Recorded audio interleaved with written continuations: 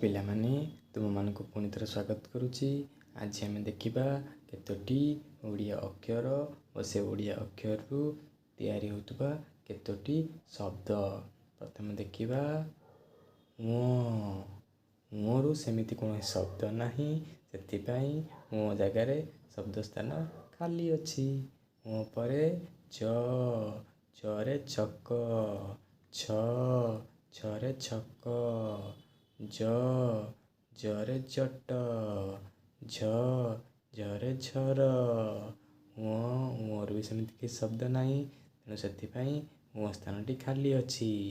ଟରେ ଟଗର, ଠରେ କଠଉ। ତ ପିଲାମାନେ ଏଥିରୁ ଜାଣିପାରିଲ ଇଏ କେତୋଟି ଅକ୍ଷର, ସେଥିରୁ ତିଆରି କେତୋଟି ଶବ୍ଦ ଓ କେଉଁ ଅକ୍ଷରରେ କୌଣସି ଶବ୍ଦ ତିଆରି ହୁଏ ନାହିଁ ତାକୁ ମଧ୍ୟ ଜାଣିଲ। ତ ପିଲାମାନେ ଆଜି ପାଇଁ ଏତିକି। ପୁଣି ପରବର୍ତ୍ତୀ କ୍ଲାସ୍ରେ ଦେଖାଯିବ ଆଉ କିଛି ନୂଆ ଅକ୍ଷର ସହିତ ସେଥିରୁ ତିଆରି ହେଉଥିବା କେତୋଟି ଶବ୍ଦକୁ ନେଇ।